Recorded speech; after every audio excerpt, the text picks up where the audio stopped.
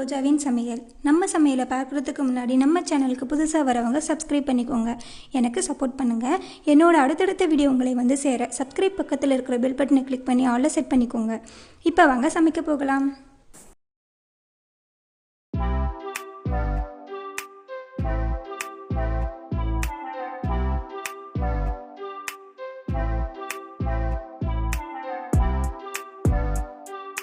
ஹைதராபாத்தி ஸ்டைலில் ப்ரான் தம் பிரியாணி எப்படி செய்யலான்னு பார்க்கலாம்.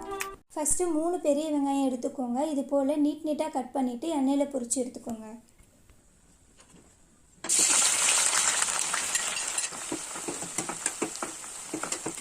வெங்காயம் வந்து ரொம்ப நேரம் தீய விட்டுறாதீங்க. இது போல் கலர் மாறின உடனே எடுத்துடுங்க. எடுக்கும் பொழுது சாஃப்டாக தான் இருக்கும். சூடு ஆறின உடனே உங்களுக்கு மொறுமொறுன்னு இருக்கும். அடுத்து பட்டை 3, கிராம்பு 6, ஏலக்காய் 6, சாதி சீரா 1 டீஸ்பூன். இது எல்லாமே நல்லா பொடியாக அரைச்சிட்டு ஜெலிச்சுக்கோங்க. இந்த ஏலக்காய்லாம் இருக்கும், அது வந்து நீங்கள் ஜெலிச்சு எடுத்துக்கோங்க. இது எல்லாமே பிரியாணி பண்ணுறதுக்கு முன்னாடியே ரெடியாக வச்சுக்கோங்க. இறாலும் இது போல் க்ளீன் பண்ணி வச்சுக்கோங்க. மேலே இறாலுக்கு 2 பக்கமும் கத்தியால் ஒரு கோடு போட்டுட்டு அதில் வந்து கருப்பு கலர் ஒரு லேயர் இருக்கும், அதை எடுத்து தூக்கி போட்டுட்டு ஒரு வாட்டி கழுவி வச்சுக்கோங்க. இப்போ எல்லாமே ரெடி பண்ணிட்டாச்சு. அடுத்து இந்த இறாலில் மசாலாலாம் நல்லா ஊறி இருக்கணும். அதுக்காக ஒரு பவுலில் வந்து இறால் போட்டுக்கோங்க. அடுத்து புளிச்ச தயிர்லாம் சேர்க்காதீங்க, கொஞ்சம் ஃப்ரெஷ்ஷான தயிரை 1/2 கப்பு சேருங்க. அடுத்து ஒரு கைப்பிடி கொத்தமல்லி, ஒரு கைப்பிடி புதினா ரெடியாக வச்சுக்கோங்க. அதுலேருந்து கொஞ்சம் கொஞ்சம் எடுத்து இதில் சேர்த்துக்கோங்க. அடுத்து இஞ்சி பூண்டு விழுது 4 டீஸ்பூன் சேர்த்துக்கணும். அடுத்து மஞ்சள் 1 டீஸ்பூன், காஷ்மீரி மிளகாய்த்தூள் 4 டீஸ்பூன், வெறும் மிளகாய்த்தூள் 2 டீஸ்பூன். நீங்கள் நல்லா காரமாக சாப்பிடுவீங்கன்னா 1 டீஸ்பூன் எக்ஸ்ட்ரா சேர்த்துக்கோங்க வெறும் மிளகாய்த்தூள். அடுத்து இந்த மசாலாலாம் சேர்த்த பிறகு நீங்கள் ரெடியாக வச்சுருக்கிற வெங்காயம் சேர்த்துக்கோங்க. அது மொத்தமாக சேர்த்துக்காதீங்க, கொஞ்சமாக எடுத்து சேர்த்துக்கோங்க. இது வந்து நிறைய சேர்த்தாலும் இனிப்பாக இருக்கும், நல்லா இருக்காது, அதனால் கொஞ்சமாக சேர்த்துக்கோங்க. அடுத்து தேவையான அளவு உப்பு சேர்த்துக்கோங்க. 2 டீஸ்பூன் கரெக்டாக இருக்குது. ஒரு எலுமிச்சை பழத்தோட சாறு சேர்த்துக்கோங்க. இது வந்து 3 டீஸ்பூன் அளவுக்கு வரும்.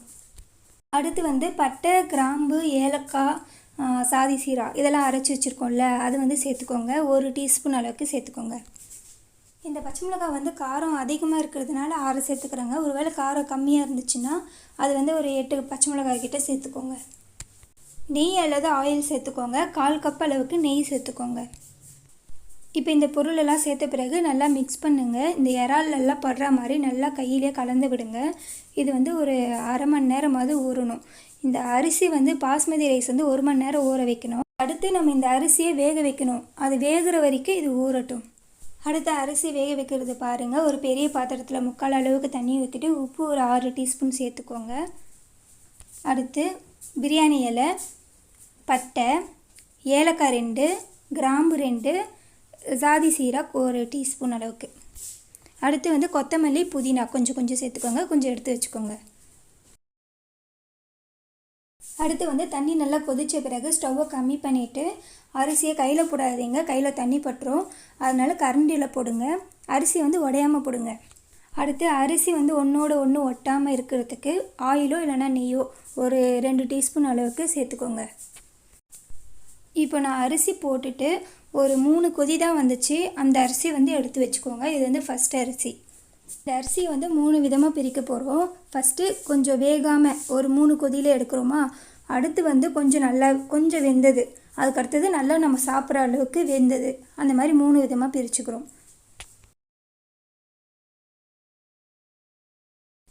ஃபஸ்ட்டு வந்து அரிசியாக இருக்கும் பொழுதே எடுத்துட்டோம். இப்போ வந்து கொஞ்சம் வெந்திருக்கு, ரொம்ப வேகலை, நல்லா சாப்பிட்ற அளவுக்கு இல்லை, அந்த மாதிரி ஸ்டேஜில் எடுத்து வச்சுக்கோங்க.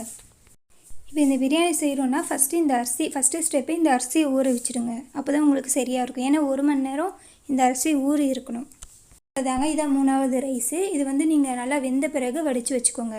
அரிசி எடுத்துருக்கிற அளவு வந்து 2 கப்பு எடுத்திருக்கேன். 2 கப்பு எடுத்தது எனக்கு 4 பேர் சாப்பிட்ற மாதிரி வந்திருக்கு. அவ்வளோதாங்க. இது போல் அரிசி ரெடி பண்ணி வச்சுக்கோங்க. இப்போ எப்படி சமைக்கிறதுன்னு பார்க்கலாம். இப்போ இது போல் அகலமாக அடிகனமான பாத்திரமாக எடுத்துக்கோங்க. 1 கரண்டி எண்ணெய், 2 டீஸ்பூன் நெய் ஊற்றிக்கோங்க. எண்ணெய் சூடான பிறகு நம்ம ஊற வச்சுருக்கிற இறால் மசாலாவை சேர்த்துக்கோங்க. இந்த இறால் சேர்த்த பிறகு கொஞ்சம் நேரம் வதக்குங்க. ஒரு 5 நிமிஷம் அளவுக்கு வதக்கினா போதும். ரொம்ப நேரம் வதக்கிட்டிங்கன்னா இதுலேயே வெந்துடும். அப்புறம் நம்ம டம் வைக்கும்பொழுதும் திரும்ப வேகும்போது இறால் என்ன ஆகும்னா ஒரு ரப்பர் மாதிரி ஆகிடும் உங்களுக்கு. அதில் ஜூஸி டேஸ்ட்டே வராது உங்களுக்கு. அவ்வளோதாங்க. நீங்கள் வதக்க வதக்க இதுலேருந்து தண்ணி ஊறி வந்துடும். இதில் வந்து நீங்கள் உப்பு காரம் டேஸ்ட்டெல்லாம் பார்த்துக்கோங்க. கம்மியாக இருந்தால் சேர்த்துக்கோங்க. கரெக்டாக தான் இருக்கும் காரம்லாம்.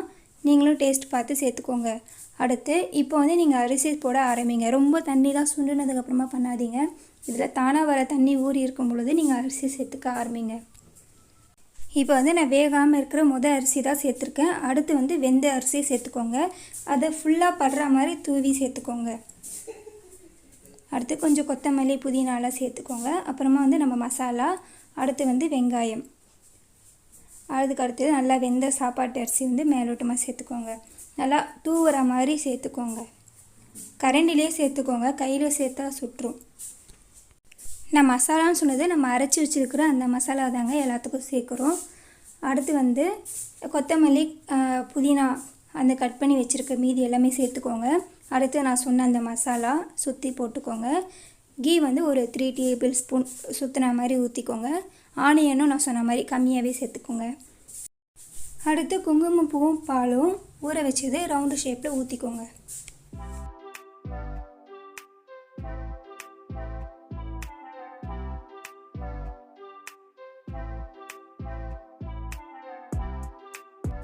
அவ்வளோதாங்க. இது போல் ரெடி பண்ணிவிட்டு கீழே வந்து தவா, நம்ம இதுக்காக வச்சுருக்கிற தவா வச்சுட்டு நம்ம பிரியாணி ரெடி பண்ணி இருக்கிறத வச்சுட்டு மூடிட்டு அதுக்கு மேலே ஒரு தண்ணி ஃபில் பண்ணி வச்சுடுங்க. கொதிக்கிற தண்ணியும் இல்லை நார்மல் வாட்டரும் இது போல் வச்சுருங்க. இது வந்து ஒரு 10 நிமிஷம் அளவுக்கு இப்படியே விடுங்க. கம்மியான தீயில விடுங்க. முக்கியமாக கம்மியான தீயில 10 நிமிஷத்துக்கு இப்படியே இருக்கட்டும்.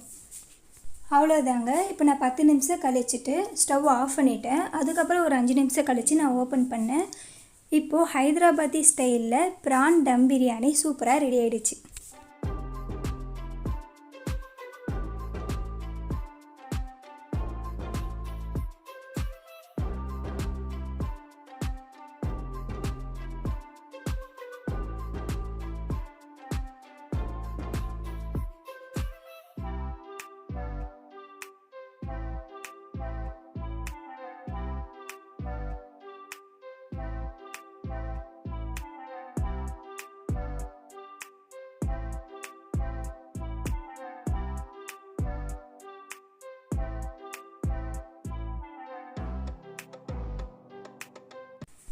இந்த பிரியாணி எப்படி இருந்ததுன்னு கமெண்ட் பண்ணுங்கள். இந்த வீடியோ உங்களுக்கு பிடிச்சிருந்தால் லைக் பண்ணுங்கள். உங்கள் ஃப்ரெண்ட்ஸ்க்கு தெரிஞ்சவங்களுக்கு ஷேர் பண்ணுங்கள். நம்ம சேனலை சப்ஸ்கிரைப் பண்ணுங்கள். என்னுடைய அடுத்தடுத்த வீடியோ உங்களுக்கு வந்து சேர்கிறதுக்கு பக்கத்தில் இருக்கிற பெல் பட்டனை கிளிக் பண்ணி ஆலில் செட் பண்ணிக்கோங்க. தேங்க்யூ.